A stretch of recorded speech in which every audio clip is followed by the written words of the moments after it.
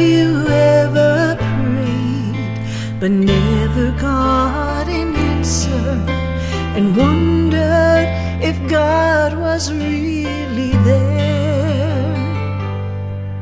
Did you feel all hope was gone, but in His time He came along and answered the prayer you thought was gone?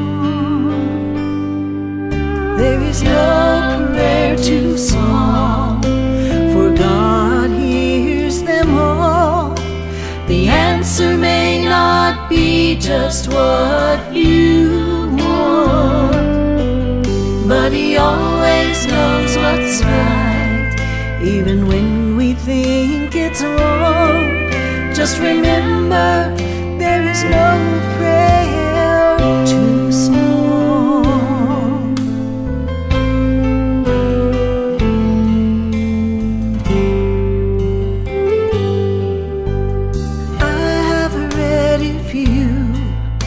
Will ask, you shall receive.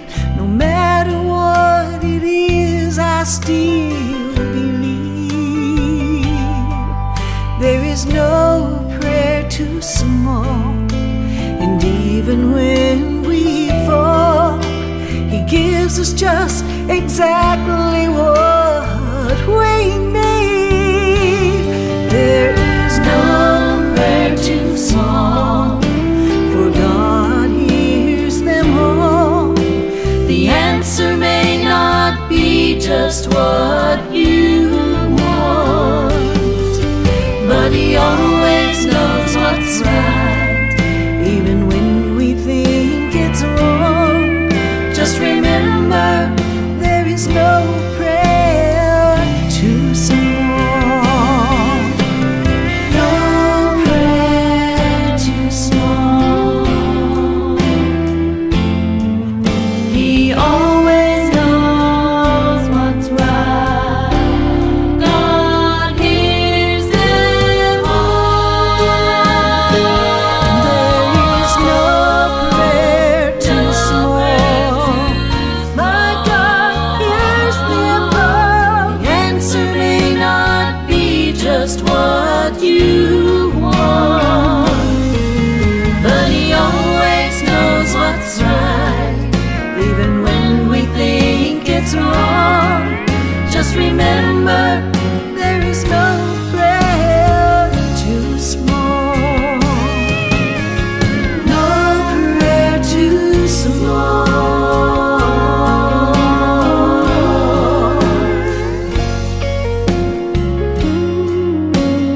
No prayer too small.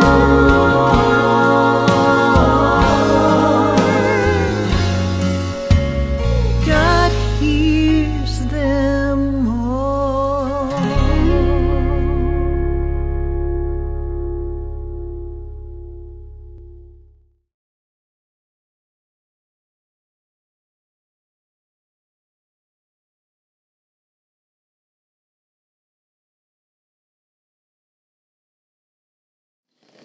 Hello, my name is Ralf Friedrichs. I'm an addiction recovery coach and the host of the Take Your Life Back Today show. As an addiction recovery coach, I want to share something with you, and let me be crystal clear to leave an everlasting impact upon you. Just imagine being buried alive. You're in a coffin, but you know you're not dead. You don't know how to get out of that coffin. You tried lifting the lid. The enormous weight upon the lid prevents you from opening the lid. You try banging on the lid to maybe unsettle the dirt, and maybe somebody will start digging their way down towards you to help you get out of the coffin. This is what it's like to feel at the lowest point of alcohol and drug addiction. You know you need help. You know you can't do it on your own. You don't know where to go. You just think you're going to die. Usually, though, people don't think about death when they're habitually abusing drugs and alcohol. In order to feed an addiction, you have to be great at repressing the fear of death. I often ask you, my audience, ever cross your mind while you're abusing drugs and alcohol that maybe, just maybe, you might overdose and take something away that God had given you, called life? With this, let me just say one thing, and try to remember this. Don't be like the person that I just read about, that waited and waited and waited. This person knew that they needed help, but waited and waited until it was too late, and then needed to help and wanted to help. Instead, pick up your phone and call me at 844-405-HELP, and I promise you, I'll help you take your life back before your life is gone. People like Larry Geis from the Geis Academy at 516-458-2741. Larry Geis and I always tell folks like you, doesn't matter where you came from, doesn't matter where you've been. What matters is that you're here today and you want a better today and a brighter tomorrow. Larry Geis can be found at www.odysseyconsultant.org, or you can give him a call at 516-458-2741. Larry Geis will help you from your depression to happier times, from your addiction to recovery, from your low self-esteem to improve it. Call Larry Geis at 516-458-2741. Do not, I repeat, do not forget to take those slippers off at night before jumping into your bed, and then instead of leaving them on the edge of your bed, put them under your bed. Reason for that is because if you do this every single night, and then in the morning, every single morning, you retrieve them, and while you're on your knees to go and get them from underneath your bed, you utilize that as your personal time with God. It is your personal chat line, I call it an email, where you can ask God for guidance and direction, forgiveness and mercy, where you can thank God for the streams and the waterfalls that you get to see by God allowing you another day, because there are people that never wake up. You can thank God for having a home, clothing, food, and family. If you do this each and every night, stick the slippers under the bed, and then each and every morning, you go and retrieve them and spend time with God, whatever you say from your lips goes to His ears, and your life will become abundantly better. The power of prayer is so much stronger than any leader or king or anything in the world.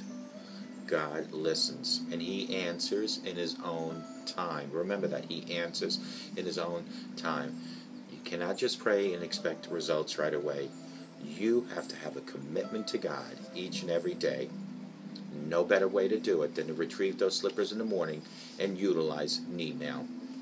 I want to talk about strengthening communication that brings family members together. Good communications is the key to any relationship, but family communication is especially important because it sets the tone for how people interact with others in society. Let's straighten out the camera here before we get too far into this. Improving family communication can help strengthen relationships and bring families closer together. Incorporate the following advice from me to open the doors to effective communication within your family. I want you to do the following. Do have intention. Do show gratitude. Do be a good listener.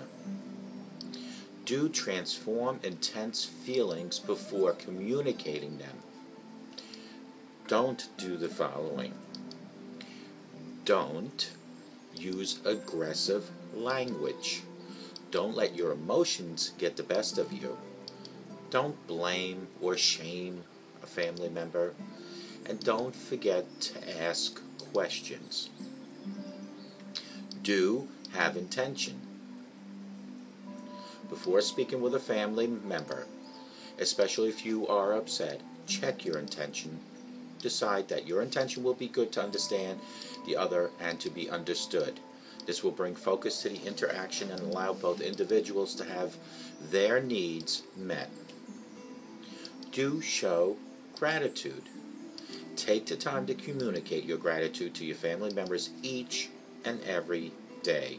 It can be as simple as one sentence note of thanks to a whole paragraph. Your proactive expression of gratitude will shift the communication climate to a positive one, bring family members closer together. Do be a good listener. When you take the time to listen to your children and spouse, they are more inclined to feel loved and appreciated. Ask about their day or how they feel about a certain subject and truly listen to what they have to say. This will help enrich your understanding and empathy for your family members. Do transform intense feelings before communicating them. One of the most difficult communication skills is expressing ourselves honestly, with compassion, especially when we are upset. When experiencing difficult emotions, proactive communicators can be mindful to work, transform their emotions instead of allowing negative emotions to shape their interaction. Do not use aggressive language. When communicating with loved ones, be aware of your tone of voice, which is so important. Communicating in an aggressive tone only makes others defensive and makes more apt to reject what you are saying. Approaching things calmly and with a level head will help your message be received and understood.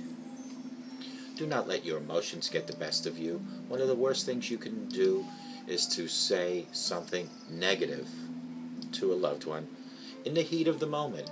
Take a few breaths and wait until you cool down to respond. It is better to respond at a later time rather than saying something detrimental here and now. Do not blame or shame. It is tempting to blame or shame when you are frustrated or angry. Comments such as, "You caused this," or "You should have known better," only hurt the communicating process. Expressing feelings in more positive ways, such as, "I am upset because," is a much more effective way to communicate your feelings and needs to your loved one. Do not forget to ask. Oftentimes, after interacting with family members, we feel like we have done what we can and we have no power to affect how the listener will respond. A proactive approach would be to ask for comments and feedback. Your interest in their opinion will be appreciated and you will gain the tools needed to improve future communications. In summary, as the most parenting techniques, love, understanding, and patience prevail over aggression and frustration. Always take a moment to cool down and approach the situation in a calm and concise manner. Everyone, and I mean everyone involved, will be grateful for the openness and relief achieved by improving the flow of communication. Do you see how calmly I read that off the teleprompter? That's how calm you should approach when you speak to family members. Don't be aggressive, judgmental, don't accuse. Speak to them as you would want to be spoken to. The Bible verse, I think it's Luke, "Do unto others as you would want done unto you," should also include, "Speak unto others as you would want to be spoken to." That's simple. It's a very simple concept in life. Anything that you would want done to you, or spoken to, or taken from you, or given to you, is how you should interact with other people. If you feel that what you say or do to a person might offend that person, it's usually right. Change the tone, change the climate within the room. I hope this helped you in a matter of calmness and respectful family conversations. And may God bless you.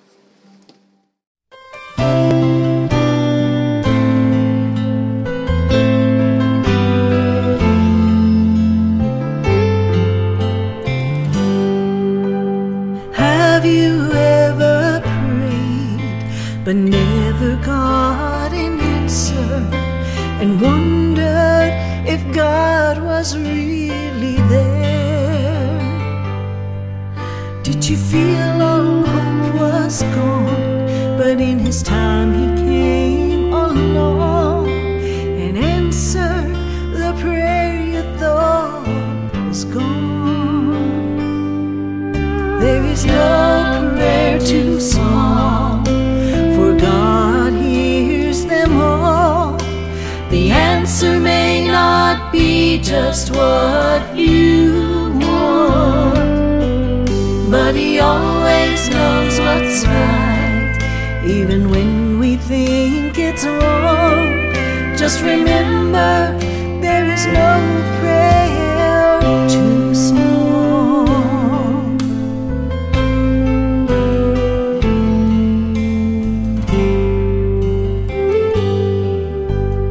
I have read if you will ask, you shall receive.